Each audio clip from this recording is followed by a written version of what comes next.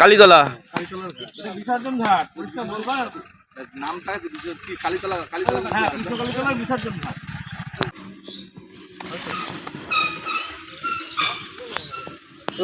তোমরা একটু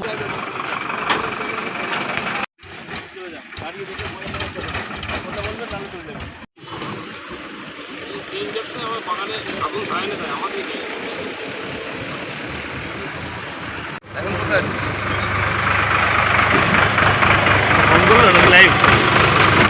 নাগরিক হিসাবে একটা ভোটার কার্ড বানাতে অনেক সময় লাগে, তাহলে সেই ভোটার কার্ড এরকম পড়ে কি মনে করছেন?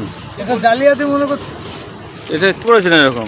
বস্তা পড়েছিল এখানে, এমনি ছড়ানো ছিল না, বস্তা ছিল। ও বস্তায় বস্তায় এরকম ছিল? হ্যাঁ।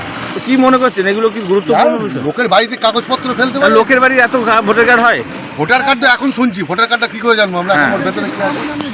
তো সেক্ষেত্রে আপনারা তো এখানকারই বাসিন্দা, তা কি মনে করছেন এটা কি কারণে হতে পারে? মনে করবো প্রশাসন আছে, প্রশাসন দেখুন।